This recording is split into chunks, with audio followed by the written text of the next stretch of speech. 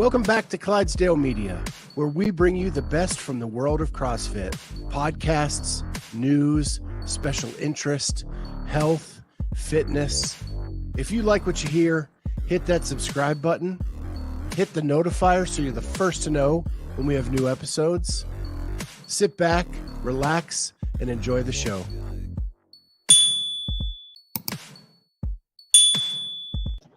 Welcome back to the Clydesdale Media Podcast. My name is Scott Schweitzer. I'm the Clydesdale. She is Jamie Latimer. But before we get to her, real quick shout out to my sponsor, Extend and C4 Energy and Cellucor. 20% off if you use the code Clydesdale. I am addicted to the hydration sticks. When you work out hard and you are dehydrated, these are amazing. I've tried the other ones because Extend didn't have these until like a month ago.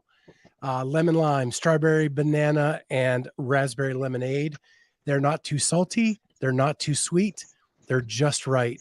So go check these out. And whey protein with the Extend. They have chocolate lava cake and vanilla ice cream. Cellucor, BCAAs, all of that stuff. I use it all. It's amazing.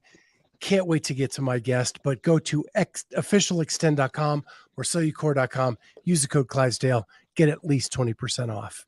And now to my special guest and the star of the hour, Jamie Latimer. Jamie, how's it going? It's going good. I'm super honored to be on again. That was awesome of you to reach out again. I'm excited to be here with you. Well, we're friends now. We hang out in chat rooms together. And so this has become a friend thing. I was so stoked to see how well you did at Legends last weekend. And we want to get to that right off the bat. So first and foremost, you took second, podiumed. Was that a surprise? Yeah, it was. So I felt like with the qualifier, and I mean, I will say I don't think I'm as great as at online qualifiers, but I think I was 6th or 7th going into the Legends off of the qualifier. And I knew that there's people that get invited and people that won events that get their spot that way rather than doing the qualifier. So I feel like this year, I think I was 9th last year. And I wanted to be better than that. I had gone into this weekend saying I would like to be top 6 with the people at home, like my husband and Ronica and my co-owner of the gym. So I think my goal was top 6. And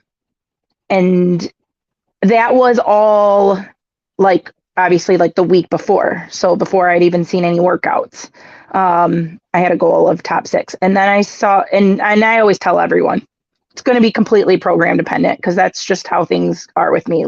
If it's heavy, if there's 1 reps, I probably will do worse. So then when I saw the programming,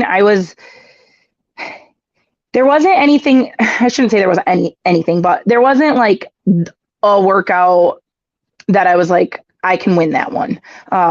Last year, I did win an event, the handstand push-up torque tank last year. And when I saw the programming this year, I was oh man, literally everything I'm great at is paired with something I'm not good at. And so, and then, I get in my own head, and I was talking to Ronica, and she's like, this is purely just go and have fun and see and really test yourself. It's good that they're paired together and you can really see where your fitness is at. You've been working hard all year. You need to go live and see where your fitness is at. And after day 1, I think I was 4th and 4th or whatever. And I was like, okay, well, that's good. I didn't, and then, so I just was running with it. Day 3, the final day on Sunday, I was terrified that I was going to implode. Couldn't stay calm all day. I also, when I went to bed, thought that I was going at 11 o'clock. So I got there, which would have been before Jim. And Jim is if you guys have listened, is my 65-year-old athlete. And the setup of the comp was 50 and over was in the morning, and on 49 under was in the afternoon. So I was always able to sleep in. He would go work out, and then I would come in the afternoon. But so thought I was at 11. I got there like 9:30, maybe not like 9:15. And my husband's like seeing some of the girls like walk out, and he was like, man, we better recheck this. I don't know why I didn't check it the morning before we left the hotel. Don't ask me. And sure enough, I went at like, I don't know, 4:30. And I sat there from 9:30 till 4:30 in my nerves and just stressed to the max. Watching people go, and I'd watch people go. And so heavy front squats are what's not great for me. I'm just a slow squatter in general. And I'd watch heats go, and Aaron would be like, oh, like that could be like you. And I'm like, she's squatting so fast. I can't do that. So I just like basically told myself, if you can finish the front squat bar muscle up workout, because that was a 4-minute cap, then I think you've done enough to not implode and hold your third place finish. Because I had a pretty big buffer, but like literally in my head, I was like, what? Whoa. If you finish the front squat bar muscle up workout, is that what you said? Mm-hmm. You took 5th, lady. I know. I don't know. And maybe I'm slightly better at bar muscle ups than I give myself credit for, or maybe I don't know. I don't know. Like, and that's the thing, like, it's so hard for me because I don't have people to work out with. I follow Training Think Tank, and there's, I don't know, maybe like 10 of us on average that log our scores. I don't have a way to see where I'm at. And so I'm constantly in my own head, like, you can't win this. You can't win this. Like, so I just don't know. And, you're watching the girls in the back, like warming up, squatting, and they're like little pistols. And I'm like, holy smokes, I can't squat that fast. So I don't know. I just moved steadily through. I know I seriously didn't think I could finish that workout, and I was ahead of pace. Like I had an idea of where I need to get on for the bar muscle ups each time, and I was ahead of pace. And I was like, okay, like the last one is just 6. Yeah, 6. So I was like, you just get it done and you're good. I was shocked that I finished it, and that's where I was like, so I think they got me on camera, like teared up and stuff. But I was just like already like, I think I did this. Like, I think I got 3rd. No clue I even had a shot of getting 2nd. Like, seriously, no clue. Yeah. So let's break this down a little bit. So first of all, for our listeners, there were 35 people in your age group. 3, 5. Can I finish and 5th are completely opposite ends of the spectrum. Okay. It's true. Let's establish that. So you actually start off pretty good on the weekend with a 4th, and a 2nd. Yep. Does that give you confidence going into the weekend, or are you still inside your head? Still inside my head. I was like, I knew the couple other girls, like mainly Colette, I had said, like, she's going to just keep creeping up all weekend. Like, so I just was like constantly thinking, if enough girls do well and push me down, I'll just keep slipping down the leaderboard. So yeah, I'm just constantly in my head. That's just how I work. So Elise said, is that why you were crying? Tears of joy? I was praying you weren't hurt. Yeah. Yep. Tears of joy. I was like so relieved that I didn't implode. I was like, you did it. You completed it. You're like, and you're going to be on a podium. You had no idea that you could podium at this thing. I was so happy. And I had been at a level 100 for 6 straight hours. So I think my nerves were like completely shot. Yeah, I was not hurt. I was just tears of joy. And Jody wanted to say, hopping on to hear Jamie's story. Congrats, sister. Thank you. There's a ton of the normal crew in the chat, just so you know. Good. Throwing out stuff left and right. Bruce said she had a 100-point lead for third going into Sunday. That's a pretty big lead. I know, and I still thought I could blow it. So let's talk about the weekend. What was the workout you were afraid of the most going in?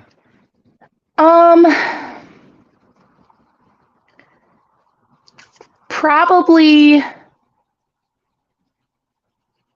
I was pretty afraid of the face off, the clean burpee, even though I'm a pretty good barbell cycler when it's moderate weight and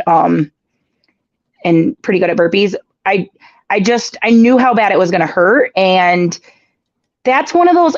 That's kind of what stressed me out about the whole weekend. Is there was like 4 workouts that were like 6 minutes or less, and like when you get into that like quick power output, that's one of the places where I'm like still unsure of my abilities, and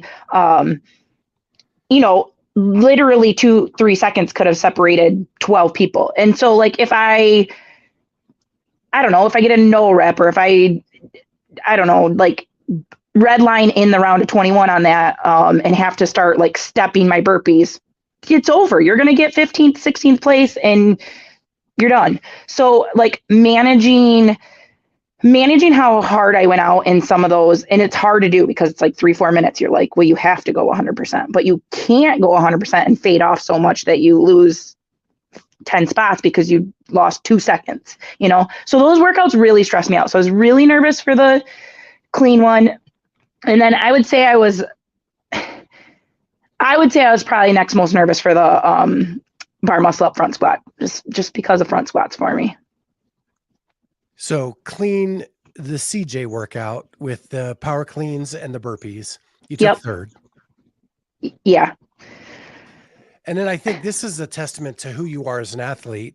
You follow that up with Gran Torino with a third, and it is a long 90 GHDs, 12 rope climbs, 150 wall balls. Third back-to-back in a sprint and a long workout.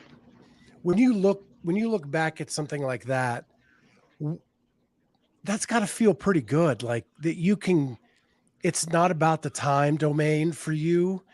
It's just about heavy or not. Yeah. Well, yeah, that's something I'm learning a little bit, that maybe I'm okay at the shorter stuff. But normally I was fairly confident going into the Gran Torino, the wall ball, the rope climb, GHD rope climb, wall ball workout. So I wasn't super stressed about that workout. Same with the toe to bar workout. Those were the 2 that I was like excited for the weekend. Again, they're on the longer side. I always have felt like that is where I shine. Like, especially if it gets like over 18 minutes, I feel like I can outgrind most people. I'm pretty good. And maybe that's why I'm like, guess I'm better than I thought, or like decent at the short ones, like pretty good at going into a really dark place and just like going. Yeah. And Unforgiven, which was your toe to bar workout, 18 toes to bar, 9 shouldered overhead, 54 double unders, 5 rounds. You took second. Yep. So you were confident in that one. What was the workout you learned the most about yourself on?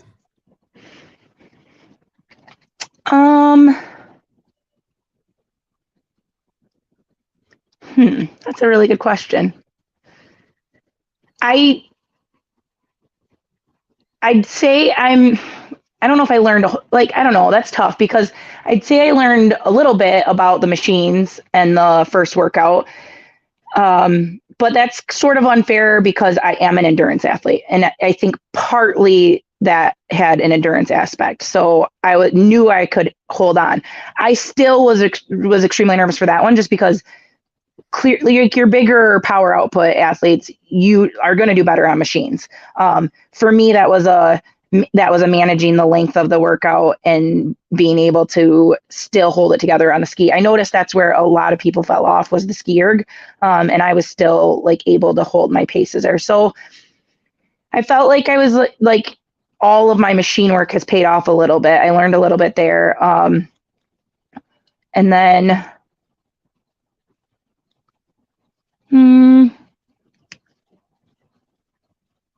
probably the bar muscle up front squat one. Just learning to trust myself and just hold on and move through the squats. What's the one you had the most fun on?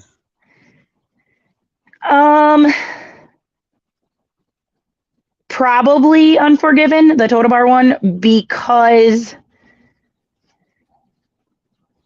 maybe Gran Torino, but so I worked so hard the first day that like I was like, I hate this. I went back to the hotel. I was like, I hate CrossFit. I hate this. Like, I'm sick of having to go literally 110% into like blackout territory and everything hurting. And I was like, why can't there just be a workout that's like easier for me that I can confidently like coast through. And I do feel like I paced Unforgiven well. In my video, that one wasn't broadcast, but my husband videoed, and so it's on my YouTube channel. You can hear him in the background the whole time, just like, you got to run your bar. What are you doing? You got to move quicker. You got to move quicker. But I had told them exactly what my plan was going into that workout. Like, I was going to walk to everything. I was going to stay calm and trust that like I could hold on to unbroken toes to bar, which I did 3 rounds unbroken, 13-5 and 12-6 for the last 2 rounds. So if I just like trust that other people are going to be so tired that they went so hard that they're breaking up their toes to bar, and you can keep your toes to bar together, I think you can pull off a good place. And that's what I did. So I enjoyed that one because I stuck to my plan and didn't have to hurt so bad.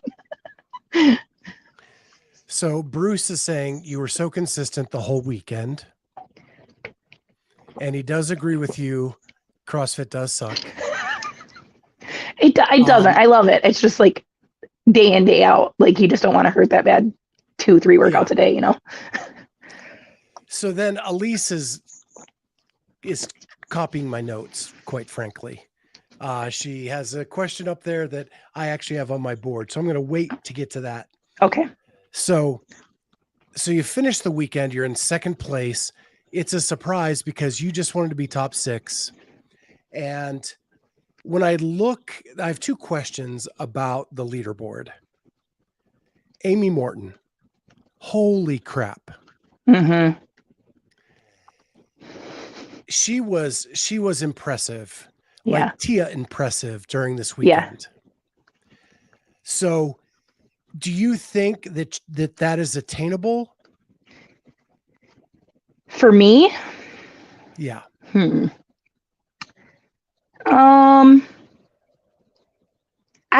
don't know. Like, so looking back, it's like you're kind of frustrated with yourself for not pushing harder in Unforgiven and like staying with her. I just didn't want to. And so like maybe that's like the workout where I needed to. But like I think I beat her in one. It's like she's beatable, right? Like, she didn't get first in everything, and I personally was able to beat her. So like she's beatable. She's definitely stronger than me, which is going to make things easier in certain workouts. Man, like both her and I, like after the wall walk one, because she just knocked me out on that last wall walk. She's like, I did not want to work that hard, which I mean was like the resounding sentiment of the weekend. Like, both her and Allison just pushed me over my comfort zone. And I hope that I did that to them. Like, I don't want it to be a cakewalk for her. I want her to have to work for it. If she's gonna win, she's gonna push herself way harder than she expected she had to. Now she's also like that Jamie. That Jamie has some attitude to her. And yeah. So let's go there for a second. So leading up to the competition, you're nervous. You're inside your head. But the minute that 3, 2, 1 goes, is the other Jamie the one that comes out? Yeah. Yeah. And do you need the nervous energy going in to bring the monster out? I think so. I think if I'm too confident and calm, I do what I did in Unforgiven and just like pace the workout, and it's not the same intensity level. Yeah, I like that. So you can finish now with Amy. Well, and like age is no excuse, but she just turned 35. Like, I mean, and I'm 39. So I don't know if I can maintain that, like get better. At this point, can I get better enough to keep up with her? I don't know. And I don't know if that's even the goal. I'm sure that's one of the things you want to ask is what the goal is. And all along, this year of 39 was supposed to be spent not like I was going to do this workout, but not really going for. I'd probably do the open, but that's about it. And like spending an entire year trying to get stronger because that's such a gaping hole. So that when I'm 40, it's not really a question. So I feel like at this point I have my eyes on all the 40-year-olds, and that's where I'm trying to be better than. I still did individual quarterfinals for the open. So that's tough to say that like I don't compare it doesn't matter that she's 35, it doesn't matter that they're 20. I'm still like extremely competitive and want to see where I stack up against everyone. But yeah, she is insane. I don't know what to say. But everyone's beatable. I love that. I love that, Jamie. Come on, bring her out. So, but it's got to give you so much confidence that even though she put up an impressive weekend, you were right there. You were right there in some of the workouts. You were right there. And she is 4 years younger than you. Right. And so, although the smart thing is probably back off this year and get stronger. Yeah. There's got to be a lot of competitiveness in you because it would be so rewarding to at 39 make the games. For sure. Right? In your last year in that division is when you make the games. Because a lot of, and I love the Masters divisions, but a lot of Masters athletes play for those first couple years in each division. Yep. So if you're the outlier that can do it at the top end, that's pretty impressive. Mm-hmm. Especially in 35 to 39. It's insane. I really, really hope they reassess that division and put it back to 20 people. I think, first of all, I just think 10 it's just not the same. Like, I would have been disappointed if this competition had 10 or 15 athletes. It's not the same. You just don't get that like separation of points. It makes things, I don't know. I don't like the really small field. Yeah. I truly feel the age groups need to have their own thing. Mm-hmm. And which this is kind of coming out to be, right? Like, feel like that's what they're trying to step into. Yeah. Yeah. I have lots of thoughts there. We're going to have plenty of time to discuss that. So you brought up Allison. Mm-hmm. Have the two of you become arch rivals? Because you went toe-to-toe at MFC, very hard-fought battle. You edged her out there. Another hard-fought battle this last weekend, and you edged her out again. I don't think so. Is she going to Tanya Harding you? No, no way. She is like the sweetest human ever. Like when I looked and saw that I got second, as like excited as I was heartbroken for her. And I felt like I don't even know. I don't know. Cause I do feel like I deserved it, but I felt like she deserved second. So I was like, oh no, like, cause I know how I felt just wanting to make sure I got third. So if like she had gone into that, like, oh, I just hold on to second, and then to not do that, like, I can't even imagine. she's so amazing. She did say afterwards, like, and I said that, like, I felt terrible. She was like, don't feel terrible. Like, she's aware that she has like the couple holes in her game of gymnastics. So, I mean, that probably lights a fire under her to like shore up some of those weaknesses, so that this doesn't happen again. Yeah. The first Jamie came back out. We like the monster better. Well, I mean, I really like, and I'm pretty quiet back there. I always feel bad because like some of them are so talkative. I don't know. I'm just like, I'm quiet back there, and they're all talking about their kids. And I do feel like I feel like Allison's one I got to know most. The rest of them I don't feel like I talked to that much. So I just really like her. So it's hard. I think we all have that person in the gym that pushes us to that next level. And it doesn't mean you can't be friends. It's just, like I had a guy when I first started CrossFit that he could outrun me. I could outlift him. And I knew that I had to fly through the lift to get him on the run, right? Like it just, and it pushes you to be better. And it's not like, it kind of was an arch enemy, but we were friends outside the gym. Right. Totally. And I think it's healthy to have that. Yeah. I mean, I do think that's sort of what I'm missing is like a training partner, or just like somebody to like, one of my bigger like gripes with the season is, and probably why I'm always so in my head and trying to figure things out, is because I truly don't know where I'm at or where other people are at. Like, I see these scores in the qualifier and sometimes I'm like, what? And then I go see them live and I'm like second when I would have been like 10th in the online qualifier. Like, things just don't, like, I wish they would go back to videos posted with the score, because what we're missing at this stage for the Masters, we don't get a live semifinal.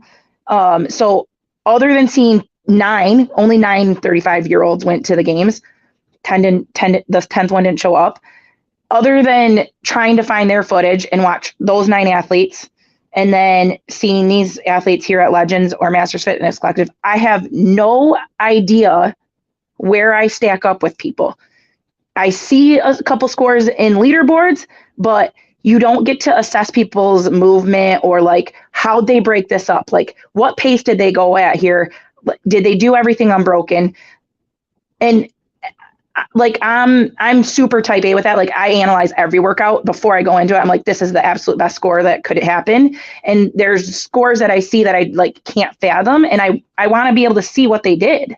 Like, how did they get that so that I can adapt my training? And like, you get like people like Fraser who talk about how he never shared scores, never shared anything. And I get that, but like, how does the sport grow if people don't see each other moving and completing workouts? Yes. Fraser always said he didn't compare scores and he didn't put out workouts and all that stuff, but his open workouts are out there on video. Right. They're required to be. Well, right. Yeah, but a lot of people keep them private. So even when I go look at like the leaderboard for Legends qualifier, I think I could see like 4 people's videos. I mean, it should just be like that page should have it. Same with the open. That I feel like it should go back to, you should be able to see everyone's video. And I think they should utilize the community again and go back to the judges cert meaning something a little bit. I mean, it's not going to be the end all be all, but people will pay for it. They'll go on, they'll look at videos and help the community. If something gets more than 50% downvotes, then somebody at HQ can go review it and be like, oh yeah, we got to penalize this one, or nope, we think it's great. But I just think being totally transparent with some of those workouts can only be better for the community. So I will say this so you don't have to. the Masters divisions leave themselves open for more cheating because of the sheer volume of Masters athletes doing the Open every year. Yep. And because of that sheer volume, you can't get through that many videos in the short amount of time that the Open is taking place. Yep. So the only way to correct it is if you have a top 50 score, you have to make your video public, or your score is removed from the leaderboard.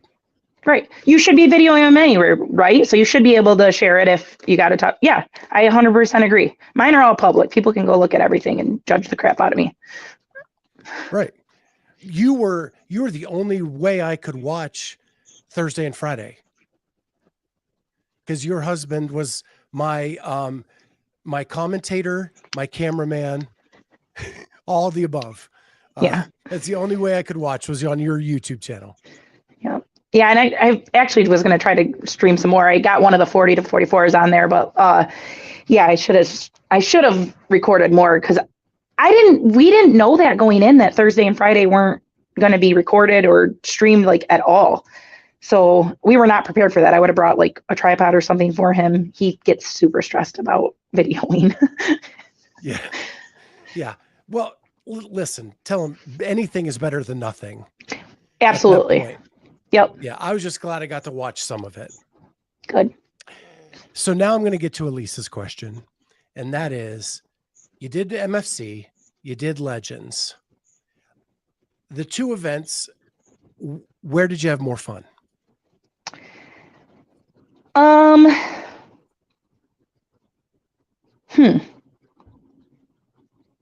That's a good question. Because, and I'll just fill in some space here. Rumors that I have heard in the past are, if Masters was to have its own competition, it would be one of the two.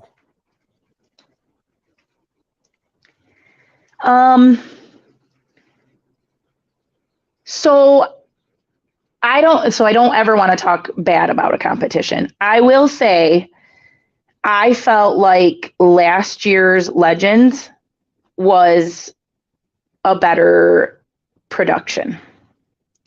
And I don't know if that was because of it probably was a function of the tighter space being at, like, it was awesome being at Mayhem. I've never been there. That was super exciting, but you could tell based on programming a little bit, and with that, like, AM is this group, PM is this group, that they were in the shorter workouts, like that it was just, you were pigeonholed into what was happening. And then to not broadcast at all on Thursday and Friday, like, my husband, like, on Thursday when we were there, he was like, this is like a local comp at home. Like, this doesn't feel, he didn't go to California last year, so he didn't quite get to experience that. And I think I had talked it up so much, and he was able to watch those live streams, that he was like, what? Like, the announcing isn't great. These people are just kind of out on the floor, just working out. It doesn't even seem like a comp is going on. So I felt, I don't know, like, Thursday and Friday felt slightly underwhelming. Saturday and Sunday were great. Like, having that live stream, having those counters there, it definitely upped the professionalism of the event. And I heard some grumblings that, like, maybe the older crowd, so I don't think the older crowd got on the live stream on Saturday. So that's kind of why, like, my time was different on Sunday. It sounds like they shuffled the older crowd into the middle so that they could, like, be on the live stream on Sunday.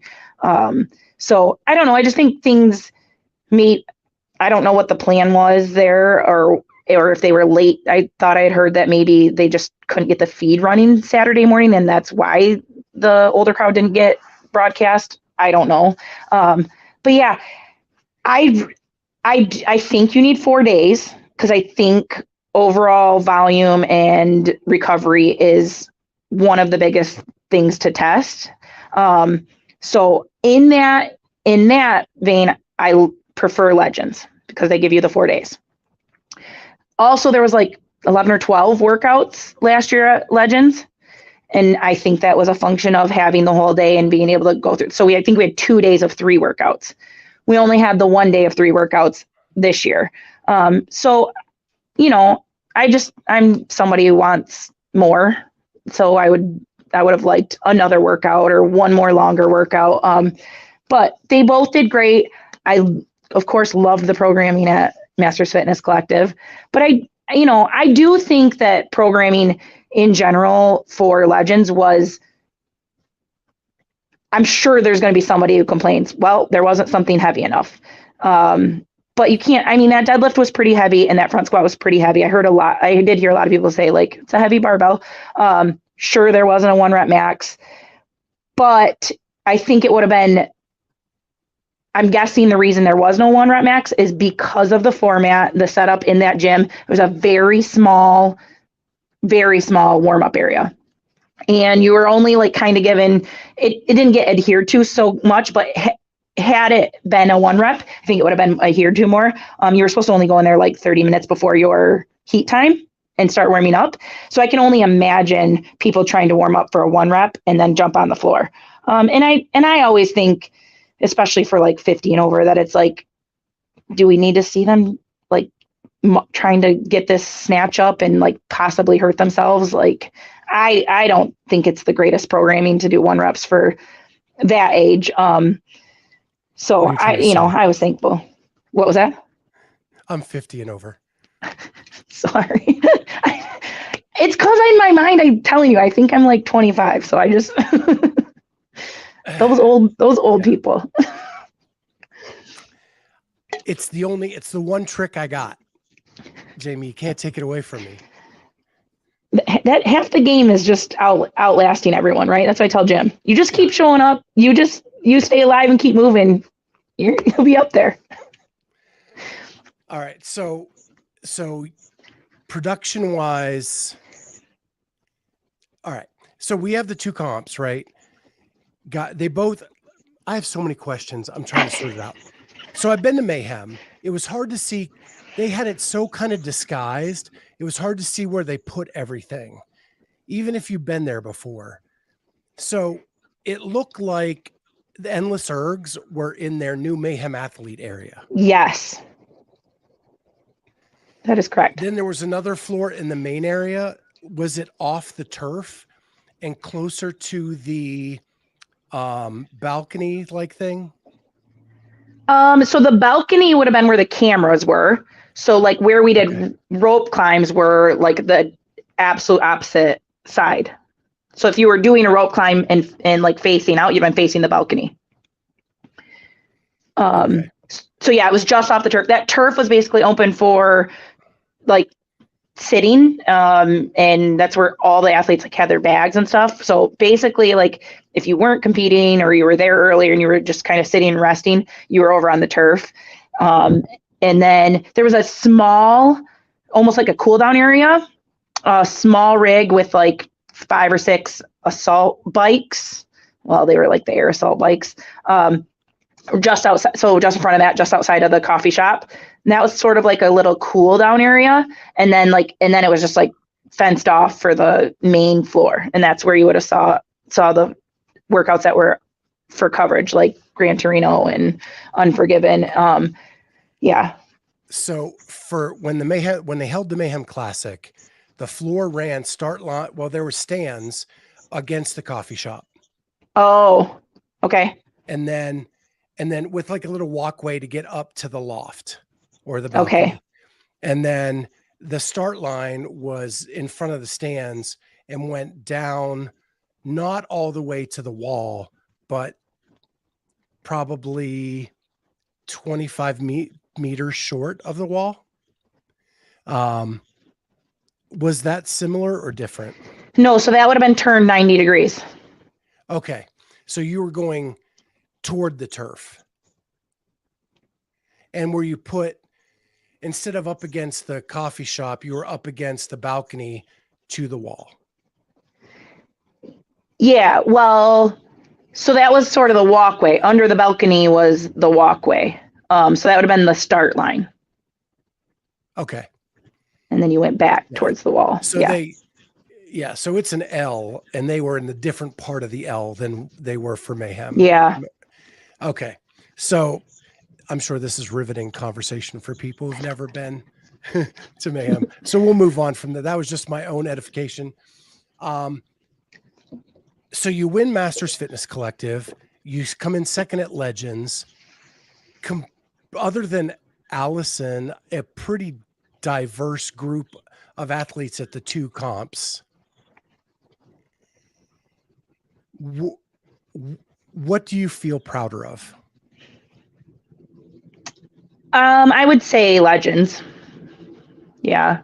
I think it was a little bit stiffer competition at Legends. Yeah. Slightly deeper. I thought you would say that the second means more than the first at Masters Fitness Collective, because I watched you on Savon this weekend and you called Legends the first big comp that you podiumed at. Yeah, I guess I don't know why I said that, because I feel like Masters Fitness Collective is big. I guess I just think it doesn't attract, and I don't know why. There just doesn't seem to be quite as many 35 to 39-year-old like top end that come. You still get like games athletes in 40 to 45, just they don't come for 35 to 39. You got the male champ in 35 to 39. You just didn't in the female. So it's like so hit or miss. Yeah. It's really hard to understand. Yep. So yeah, that's what I wanted to know. Like, what was a bigger win for you? And so that's awesome. So you said that initially you were just going to do the open and then kind of shut it down and get stronger for next year. After going through these comps, is that still your plan? So I guess I think I'm gonna like still like focus on strength. I'm gonna but I'll still go through the open. And so because for me, it's so programming dependent, I feel like not giving it a shot, depending on what the workouts are, is just dumb, because like, what if it's the year that they're like perfectly programmed for me? Well, you should have done it. So True. Yeah. Plus, we have an announcement to make at the end of this. So I have a question from Kenneth DeLapp. Hopefully I said that right. What is Jamie's celebratory ritual meal? And what do you do after finishing second place? I usually go get steak, and I got steak in California last year after the last day, and we got steak this year. I'm not probably just like steak. And what was the other question? And what do you do after finishing second place? Oh, nothing. I mean, we ate and went back to bed, basically. We had to drive home so I would say, and I've cut back, but I used to be a pretty big drinker. And we had some drinks last year after the camp was over in California. But I didn't have any drinks this year because we had to get up in the morning pretty early and drive home, because it's like a 10-hour drive home. Plus we lose an hour. So we left at I think we were on the road at 8 and got home at 7:15 PM. But yeah, normally I would probably, if I would have had some free time, I would have gone over. I've never been to Nashville, and I'm a huge country fan. So I would have probably gone over and hit some bars and partied it up. Done that a time or two. I know. I need to go to Nashville. So the Sevon podcast group, the chat group that you have become such a part of, how crazy is it that you are dialing in to Savon in the mornings before your competition? It insane. Like driving over, I like put him in my phone or whatever, and my phone comes up on the screen driving over. So we had the maps up or whatever. And like his name comes up and my husband's driving and like looks over and he's like, oh, you just get text from Savon now. It is mind boggling. And they message me all the time and they're so supportive. Like it's insane. And I know I need to do a better job of believing in myself because they believe in me so much. It's crazy. I'm very thankful for them because I just feel like I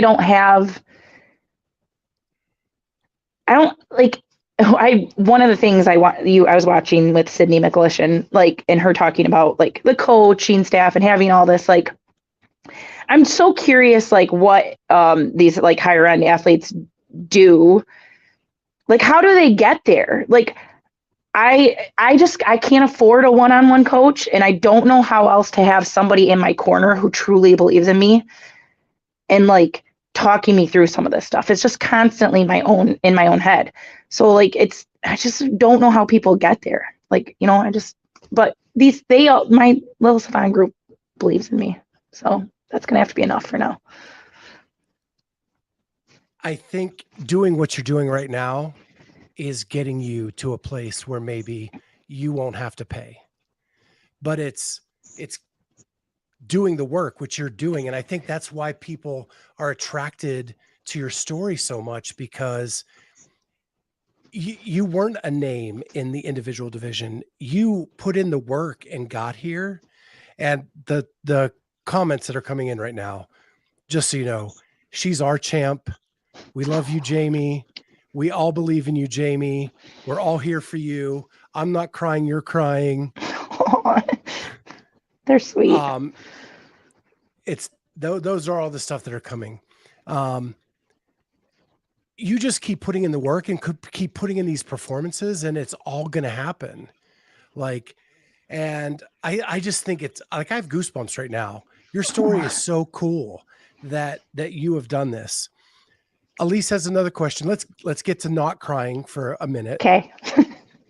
What is your favorite cut of steak and your favorite place to get it? So I like filet. My favorite, what I always pick for my birthday, is there's a place here called Yukai, and it's just a hibachi grill basically. And I always get the filet and the scallops, and it comes with the rice and everything on. So now I go from goosebumps and crying to my mouth watering. Dang. I love hibachi so much. I mean, it's so good. So before the hour's up, and I know you have kids to deal with here in a couple minutes. So I want to make an announcement that Jamie is going to join us for the next season. And that's why I want to know, are you going for it, or you taking a step back? Because our podcast is going to follow Jamie through every step of the season, her and her training partner, Jim. And I'm going to even go up to East Lansing for one of the events, probably quarters. I'm guessing we'll talk about like logistics, but to hang out with Jamie to get some footage. She's going to get some footage for us. We're going to talk to her after every step, each week of the Open, through the quarterfinals, through semis, and all the way to the games, hopefully. And her and Jim, and just follow that story from beginning to end, wherever it goes, whatever it means. And knowing that ultimate goal is when she turns 40. Right. We'll see how far I can make it this year. I mean, I'm super competitive, so I'm going to give it my all the way through. Yeah. I'm super stoked. I'm late to this 7-1 group, but I love these guys. And it's been so much fun hanging out with you and getting to watch you every week. There was a quick question about your steak. How do you take it? Medium or medium rare. Okay. Yeah, I like Bruce it pretty was red. asking rare. It depends on which Jamie. The humble Jamie takes it medium. The monster takes it rare. Yeah. But I'm so stoked and to get to hang out with you next season and watch you the whole way through. And gosh, I hope it turns out where we get you the whole way to the games. That would be awesome. And hopefully the crew will come with us. Heck yeah, they all better be there. Because it's a short drive for you right now. I know. And that's the other thing. Like, if I was ever going to make it, I want to make it when it's still in Madison. Yeah. Right. Yeah. Well, with that, if you liked what you saw, hit that like button, subscribe to the channel, and make sure you hit the notifier so you're the first to know when new episodes come out. And we will see you next time on the Clydesdale Media Podcast.